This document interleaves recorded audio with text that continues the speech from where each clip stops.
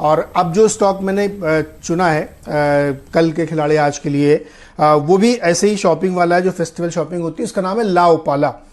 ये कंपनी जो है बेसिकली आपके घर में जो यूटेंसिल्स यूज होते हैं, खास तौर पे जो ग्लास वेयर्स हैं, उसकी लीडिंग कंपनी है। और इसको मैंने इसीलिए चुना है क्योंकि मुझे लगता है कि फेस्टिवल सीजन में इस तरीके के प्रोडक्ट की बहुत डिमांड होती है और बहुत ये बिकते हैं। और इसीलिए ऐसी कंपनियां जो दो चार हैं लिस्टेड, बहुत कम है हालांकि लिस्टेड स्पेस में, उसमें ज़बरदस्त गेन आपको देखने को मिलता है। तो पिछले 2-3 महीने से चूंकि दुकानें वगैरह बंद थी इसलिए इनके माल बिके नहीं ज़्यादा, लेकिन अब ओपन हो गई हैं। तो चूंकि मैं भी खाना बनाने का शौक रखता हूँ, मुझे लगता है कि ये वाले प्रोडक्ट जो है बहुत ज़रूरी होते हैं आपके किचन में, क्योंकि अब जब से ये प्लास्टिक या जिसको आप बहुत सारे लोग इस्तेमाल करते थे उसको बंद कर दिया गया है। अब खास तौर पे लोग ग्लास के और पोर्सलिन भी बंद है, अब दूसरे तरीके के जो बर्तन हैं वो यूज़ हो रहे हैं, तो इसलिए ला ओपाला को यूज़ किया। अब थोड़ा सा इसके डिटेल्स में अब देखिए, बहुत अच्छे कंपनी ने अपने परफॉर्मेंस अब तक देती आई है। कंपनी के आप जो रिटर्न्स वगैरह देखेंगे वो बेहतरीन है। डेट फ्री कंपनी है, कंपनी ने अपने कर्जे कम किए हैं पिछले 3-4 महीने के अंदर, तो इसलिए मुझे कंपनी और ज़्यादा पसंद आई। अब इसका जो भी लोग जिस भी साइट पे, वेबसाइट पे या किसी आप उस पर देख रहे होंगे तो आपको इसमें ट्रेलिंग पी 42 का दिख रहा होगा। ये एक भ्रामक स्थिति है। फॉरवर्ड पी 14 का है इनका। 42 आपको इसलिए दिख रहा होगा क्योंकि लास्ट क्वार्टर इनमें बहुत कम इन्होंने दिखाया था, रादर लॉस किया था, तो उसकी वजह से पी अचानक से आपको एक्सीड हो गया। बावजूद इसके बोरोसिल इससे बहुत महंगा है, असाही इससे बहुत महंगा है जो ग्लास के काम करते हैं, लेकिन फॉरवर्ड पी 14 है इसका, उसको आपको मान के चलना चाहिए। और करीब करीब 500 करोड़ कंपनी की बुक पे कैश पड़ा हुआ है, तो इस तरीके की मजबूत पेडिग्री की कंपनी यहाँ पे मुझे दिख रही है। इन्होंने जो नतीजे इस समय पेश किए थे उसमें सबसे अच्छी बात ये लगी कि मार्जिन मेंटेन्ड है। 39% का मार्जिन इन्होंने लास्ट क्वार्टर मेंटेन किया और पिछले 2-3 क्वार्टर से 40% के मार्जिन पर काम कर रहे थे। ये ऑपरेटिंग प्रॉफिट है और प्रॉफिट मार्जिन भी 28% पे इंटैक्ट है। तो ये 2-3 चीजें बहुत अच्छी है। ये क्यों इंटैक्ट कर पाया मार्जिन को? क्योंकि जो इनके रॉ मटेरियल की कीमतें हैं वो घटी है और गैस की कीमत बहुत घटी है, जो कि बहुत ज़्यादा इस्तेमाल होती है इस तरीके के जो प्रोजेक्ट है, इस तरीके जो एंसिलरीज काम होते हैं उसमें, तो उनकी कॉस्ट कम हुई है और इसलिए मार्जिन इंप्रूव हुआ है। अब जैसे ओपन अप हो गया है तो हमें लगता है कि इसमें बहुत तेजी आती है, आपको दिखेगी। करीब 20% तक इन्होंने अपना डेट रिड्यूस किया है। तो स्ट्रॉन्ग बैलेंस शीट, आउटलुक बहुत ही बढ़िया दिख रहा है और इक्विटी बहुत बड़ी नहीं है क्योंकि करीब 82 से 83% माल एफआई, म्यूचुअल फंड और प्रोमोटर्स के पास है। तो आपको बहुत कम शेयर मार्केट में मिलेंगे जो इधर से उधर होते हैं। तो हमें लगता है कि ला ओपाला फेस्टिवल से पहले खरीद के रखिए, दिवाली तक ये स्टॉक यहां से मेरा अंदाजा है कम से कम डबल होकर रहेगा। नीरज, आप पहले भी मेरे ख्याल में इस स्टॉक की बात कर चुके हैं और तब हम लोगों ने कहा था कि आपसे बेहतर क्रॉकरी के बारे में कौन जान सकता है, क्योंकि आप तो खुद अपने हाथ से बहुत बढ़िया कुकिंग भी करते हैं और ट्विटर पर पोस्ट भी करते हैं। मेरी याददाश्त सही है कि आपने पहले भी एक बार ये शेयर दिया हुआ है ना?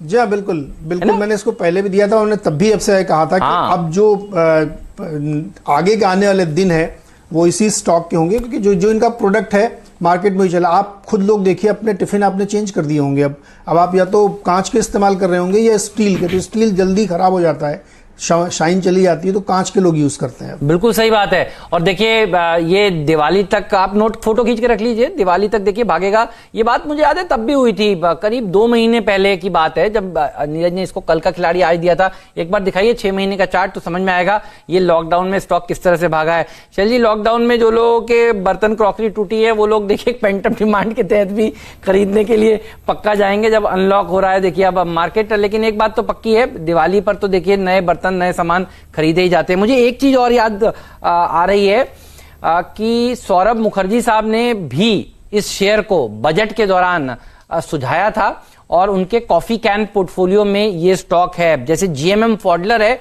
वैसे ही ला ओपेला की बात भी देखिए उन्होंने की थी। तो बहुत ही बढ़िया स्टॉक है और सौरभ मुखर्जी साहब भी बहुत बड़े वैल्यू पिकर हैं, बढ़िया स्टॉक्स चुनने के लिए वो जाने जाते हैं।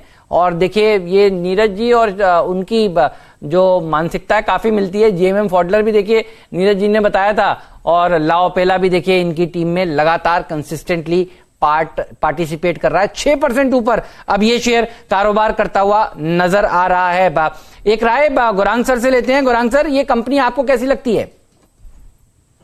बहुत ही बढ़िया कंपनी है ला ओपला, और जिस तरीके से अभी नीरज जी जिक्र कर रहे थे उसमें अगर कुछ जोड़ना चाहूँ तो एक तो इनका मार्केट शेयर बहुत बढ़िया है, और दूसरी तरफ इनके जो प्रोडक्ट ऑफरिंग है हेमंत, वो भी काफ़ी शानदार है। और अगर कोई व्यक्ति इनके प्रोडक्ट इस्तेमाल कर ले तो बार बार इसी के कंपनी के प्रोडक्ट्स को खरीदने की कोशिश करते हैं, और अपने जो घर में बर्तने लगते हैं कांच के, उसको और जोड़ने की कोशिश करते हैं। माइक्रोवेव फ्रेंडली है, एमिट नहीं करता है किसी तरह का हार्मफुल डिस्चार्ज वगैरह जो भी है, और as a gift thought idea also मेरे ख्याल से ये काफ़ी बेहतर है। तो it's a good choice from a long term point of view. अगर लंबी अवधि का सोच करके नीरज जी जो बता रहे हैं कि यहाँ से 2 गुना होने की संभावना बिल्कुल है, और आने वाले समय में जैसे जैसे ये अनलॉक होता जाएगा, मेरे ख्याल से इनका मार्केट शेयर और भी तीव्र गति से ऊपर जा सकता है।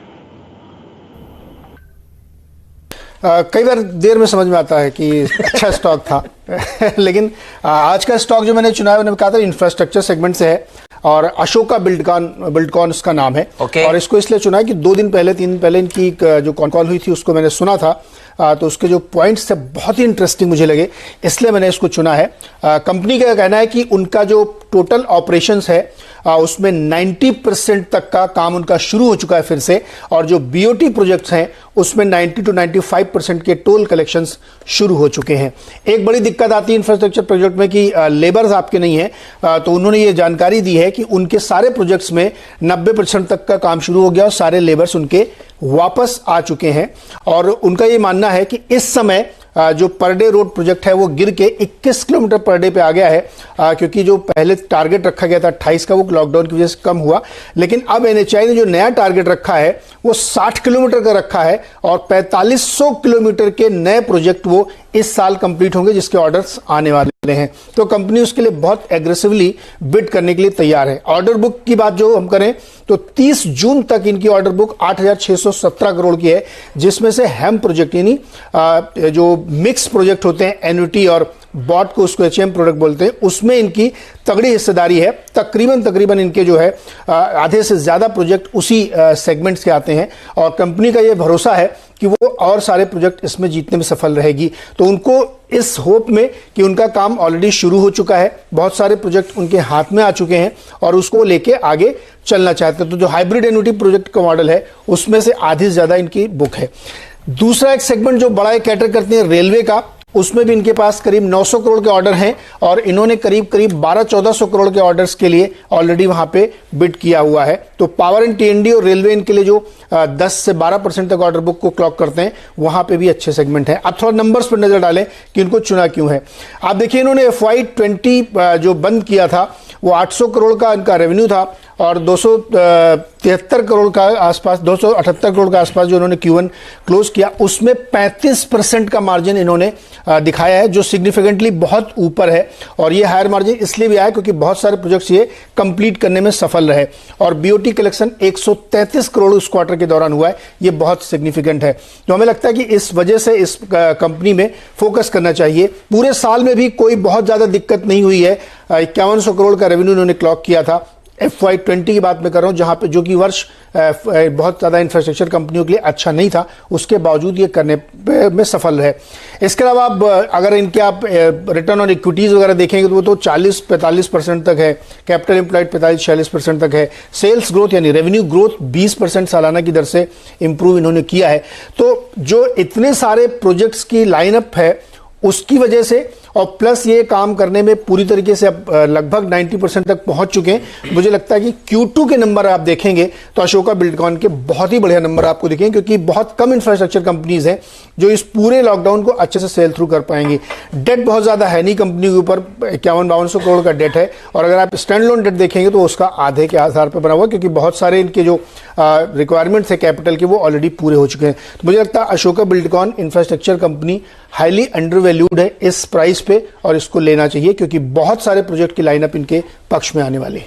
के लिए आप जरूर से सब्सक्राइब कर ले हमारे YouTube चैनल को। फ्रेंड्स, मिलते हैं अगले वीडियो के अंदर, जब तक के लिए गुड बाय।